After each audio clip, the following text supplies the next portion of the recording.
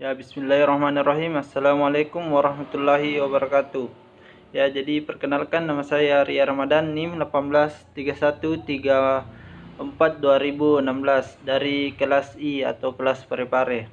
Ya, jadi dalam video kali ini saya akan membahas tentang kesepahaman menentukan perspektif status dan peranan sosial wanita dalam olahraga. Ya, jadi olahraga merupakan aktivitas sosial, sama halnya dengan aktivitas lain dalam proses sosial yang menyebabkan terjadinya interaksi antar satu individu dengan individu yang lainnya, serta dengan lingkungan di mana individu berada dalam interaksi sosial yang terjalin dengan teratur dan tersusun. Maka setiap orang punya situasi tertentu yang menyebabkan terjadinya perubahan pada hal apa yang harus diemban dan dikerjakannya. Ya, kenyataannya bahwa manusia memiliki dua segi kehidupan, yaitu kehidupan publik dan kehidupan pribadinya. Dalam kehidupan masyarakat atau publik, manusia belajar menerima dan menyesuaikan diri dengan nilai dan keadaan yang sebenarnya, yang mungkin tidak diinginkannya. Sebagai pribadi, manusia memiliki keleluasaan untuk berbuat dan menjadi sesuai dengan keinginannya, seperti dalam aktivitas olahraga beregu yang memiliki aturan kolektif tetapi diberikan kebebasan per individu untuk menunjukkan kemampuan yang dimiliki melebihi kemampuan yang lainnya. Ya, jadi dalam kasus olahraga pun yang terjadi di antara partisipannya melahirkan tingkatan-tingkatan tertentu atau stratifikasi sosial sebagai sistem lapisan masyarakat, bukan hanya pada jenis aktivitasnya melainkan pelaku yang terlibat di dalamnya. Ya, misalnya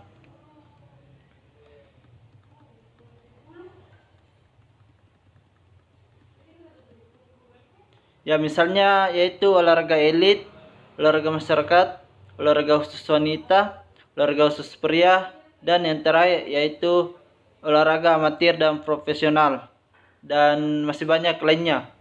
Ya, jadi wanita yang aktif berolahraga berarti dia terlibat secara intens dalam pola interaksi tertentu di masyarakat.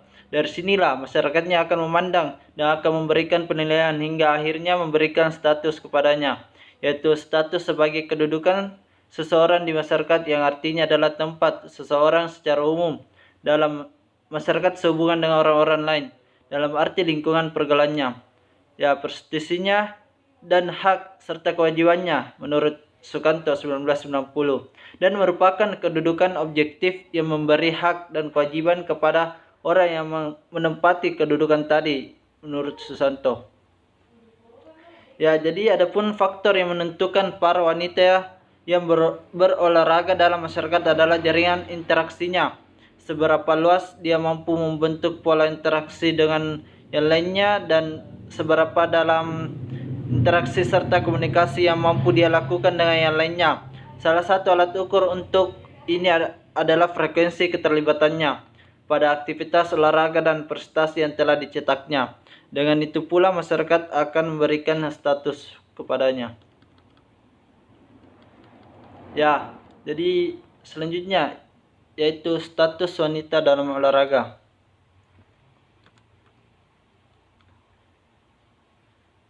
Tidak ada satupun wanita terlahir yang secara otomatis mendapatkan status sebagai olahragawan atau atlet. Status partisipan olahraga hanya diperoleh melalui tindakan yang ditunjukkan dengan perbuatannya pada aktivitas olahraga. Hal ini yang membedakan dengan status bangsawan atau Raden Roro yang secara otomatis dimiliki ketika seorang dilahirkan. Ya, jadi dapat dikatakan bahwa status atlet yang dimiliki wanita merupakan asif status, yaitu kedudukan yang dicapai oleh seseorang dengan usaha-usaha yang disengaja. Ya, kedudukan ini tidak diperoleh atas dasar kelahiran atau ascribe status. Asif status bersifat terbuka bagi siapa saja tergantung dari kemampuan masing-masing dalam mengejar serta mencapai tujuan-tujuannya.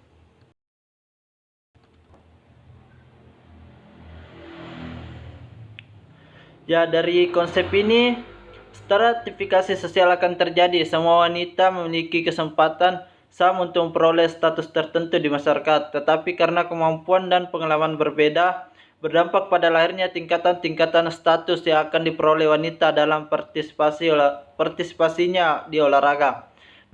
Bagaimanapun juga, setiap wanita berolahraga menginginkan prestise dan derajat sosial dalam kehidupan di masyarakatnya, bukan sebagai pengakuan atas keberadaannya oleh anggota kelompok, melainkan sebagai salah satu tuntutan kebutuhan untuk harga diri dan atau self-esteem atau self-esteem. Ya, jadi selanjutnya yaitu peningkatan status sosial. Wanita berolahraga memaksanya untuk terus memobilisasi setiap tindakan. Mobilitas sebagai salah satu peningkatan status sosial menurut Ralph Turner memiliki dua bentuk, yaitu yang pertama kontes mobility atau mobilitas sosial berdasarkan persaingan pribadi, dan yang kedua sponsor mobility yaitu mobilitas sosial berdasarkan dukungan. Ya, dengan mencermati bentuk mobilitas, maka pemberian status sosial kepada wanita berolahraga hendaknya mampu diberikan sesuai porsi proses yang telah dilakukannya. Hal ini mungkin berdampak kepada proses menghilangkan perbedaan pemberian penghargaan di antara atlet pria dan wanita yang sama-sama menjadi juara di kelompoknya.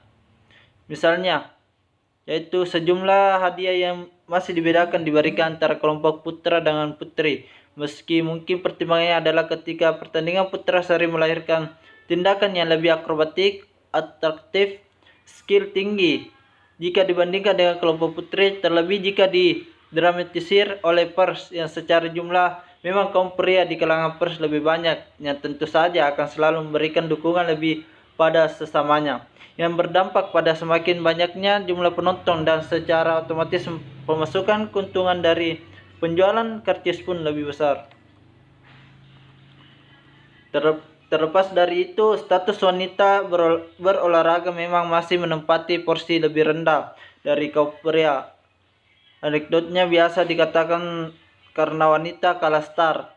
Semenjak zaman Yunani dan Romawi sebagai perintis olahraga modern, wanita belum memperoleh kesempatan yang luas dibandingkan pria. Bahkan dilarangnya berpartisipasi meski sebenarnya telah memiliki kemampuan yang sama dengan pria. Ya, dari beberapa mitolog, Artemis dan Athena, Theseus dan Hippolyta. Ya, jadi selanjutnya itu peranan wanita dalam olahraga.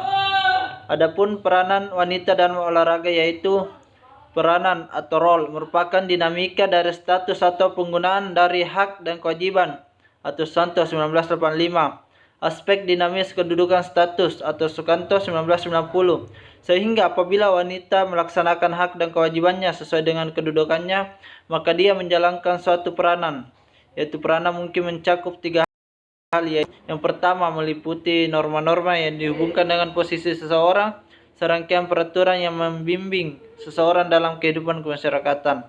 Yang kedua yaitu konsep tentang apa yang dapat dilakukan oleh individu dalam masyarakat sebagai organisasi. Yang ketiga itu perilaku individu yang penting bagi struktur sosial masyarakat. Jadi peranan dengan status keduanya tak dapat dipisah-pisahkan karena yang satu tergantung kepada yang lain adalah sebaliknya, dan sebaliknya tak ada peranan tanpa kedudukan atau kedudukan tanpa peranan. Maka sudah selayaknya seorang wanita partisipan olahraga yang telah berbuat sesuai norma di masyarakat, perilaku di masyarakat sebagai organisasi. Resmi dan tidaknya olahraga adalah sebuah organisasi dan merupakan struktur sosial masyarakat mendapat peranan sosial dari kedudukannya sebagai wanita yang berolahraga. Ya, hanya saja sering dilupakan bahwa dalam interaksi sosial yang paling penting adalah melaksanakan peranan. Tidak jarang terjadi bahwa kedudukan lebih diutamakan sehingga terjadi hubungan-hubungan timpang yang tidak seharusnya terjadi. Contoh dalam dunia olahraga yaitu peranan manajer yang melebihi kekuasaan pelatih dalam menentukan siapa atlet yang harus bertanding. Peranan atlet profesional yang tidak mencerminkan jati dirinya sebagai olahragawan yang menjunjung sportivitas, sehingga lebih cenderung mementingkan bahwa suatu pihak hanya mempunyai hak saja, sedang pihak lainnya hanyalah mempunyai kewajiban belaka.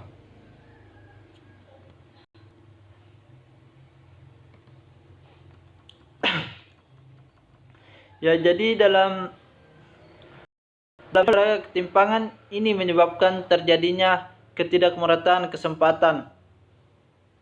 Wanita hanya dijadikan sebagai faktor pendukung yang keberadaannya bukan prioritas, bukan yang utama. Misalnya dalam beberapa kasus olahraga profesional, wanita hanya sebagai objek pelengkap seperti umbrella girls,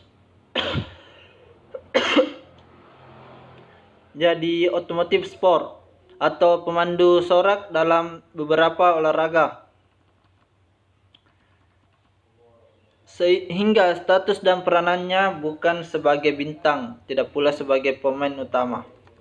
Ya, jadi adapun ketimpangan yang lebih luas terjadi pada masyarakat partisipan aktivitas tertentu termasuk aktivitas olahraga akibat ketidaksesuaian harapan dalam konteks olahraga Indonesia rasanya lebih dekat tuntutan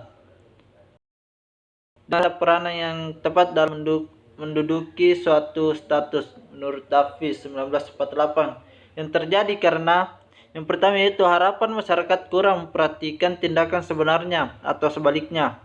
Yang kedua yaitu apabila harapan masyarakat akan tindakannya diketahui, akan tetapi waktu dan situasi tidak memungkinkan bagi individu yang bersangkutan. Dan yang ketiga apabila pemenuhan harapan masyarakat di luar kemampuan individu. Ya, jadi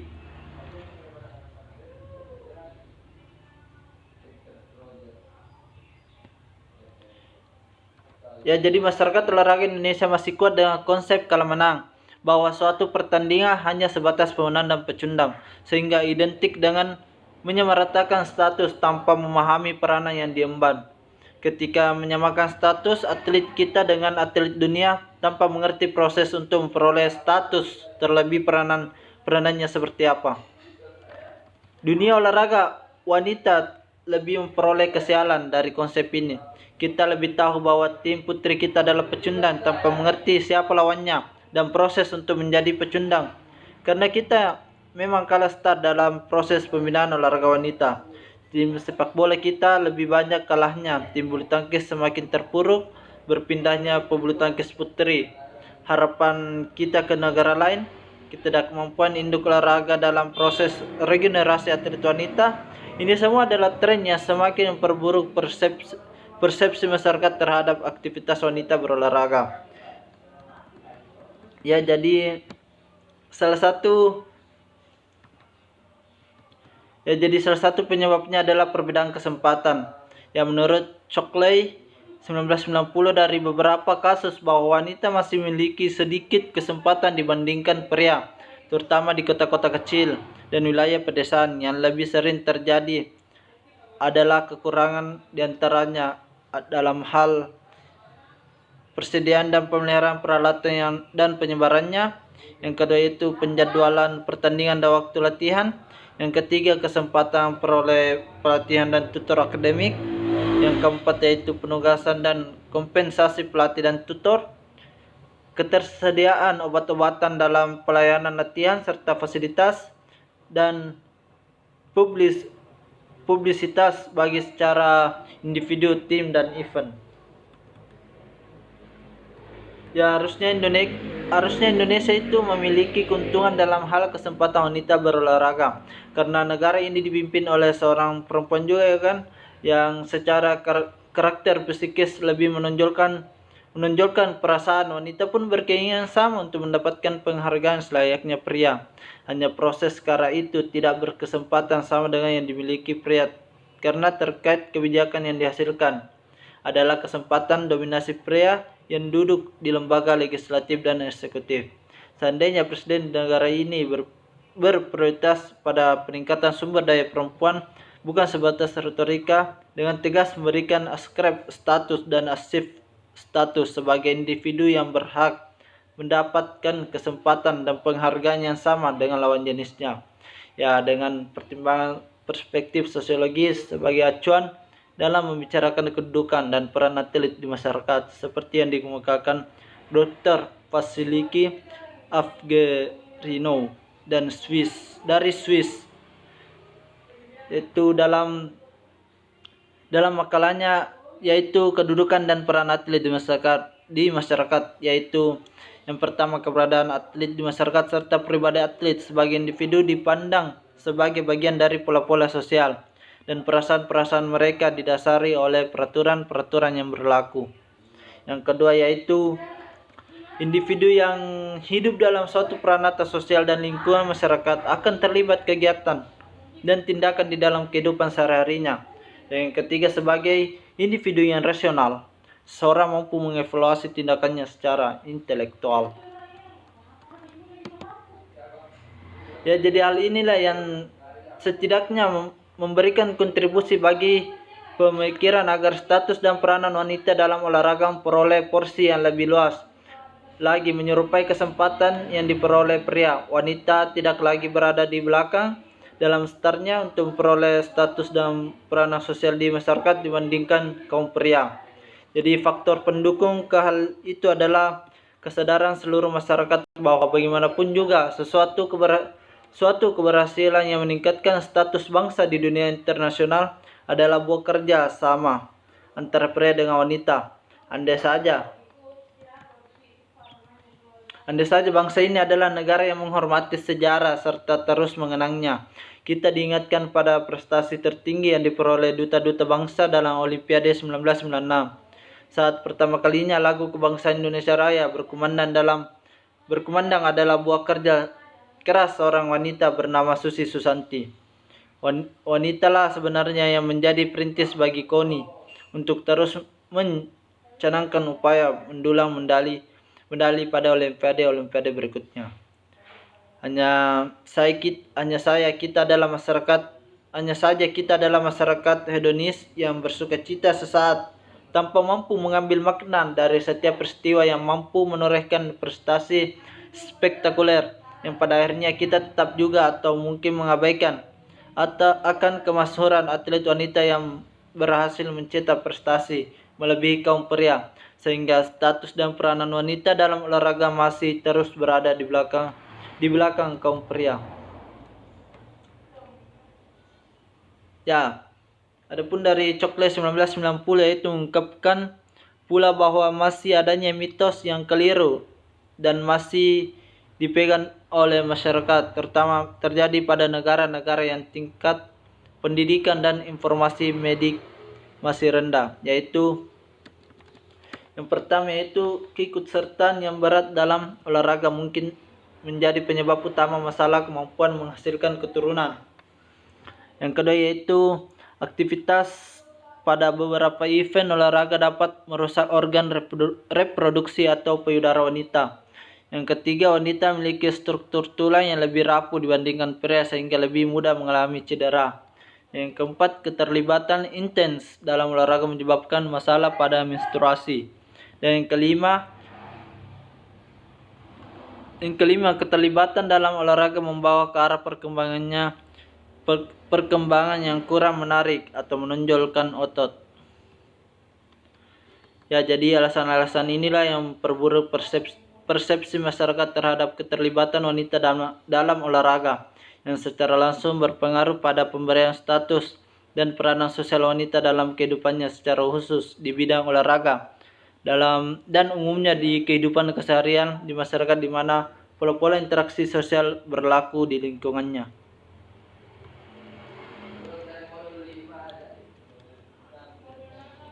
Ya, jadi terlepas dari itu semua, bagaimanapun juga semakin banyak wanita yang menyukai kegiatan fisik dengan tingkat penampilannya yang terus meningkat, walaupun terdapat masalah kesehatan khusus yang berhubungan dengan fungsi reproduksinya yang unik.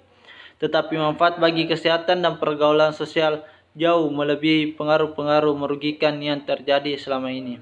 Itu menurut Giri Wijoyo 2003. Jadi kesimpulannya yaitu pemberian status dan peranan sosial bagi wanita dalam olahraga hendaknya dapat dilakukan lebih bijak melalui pertimbangan kesesuaian antara apa yang mampu dilakukannya dengan pemberian hak dan kewajiban serta kesesuaian memberikan harapan-harapan bukan dalam bentuk tuntutan. Mitos yang keliru sudah seharusnya dibuang. Perbedaan persepsi tidak harus semakin menyudutkan status dan peranan wanita dalam olahraga, melainkan sebagai pengayaan untuk mencari solusi dalam memberikan kesempatan yang lebih luas untuk menumbuh kembangkan seluruh potensi, serta untuk terus mengejar ketertinggalan dari kaum pria dan kemajuan kaum wanita di negara lain. Jadi mungkin itu saja yang sempat saya jelaskan pada materi perspektif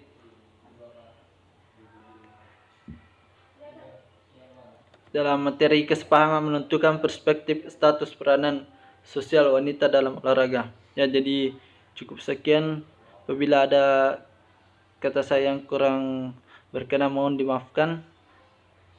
Lebih kurangnya mohon dimaafkan. Terima kasih. Semoga bermanfaat. Assalamualaikum warahmatullahi wabarakatuh.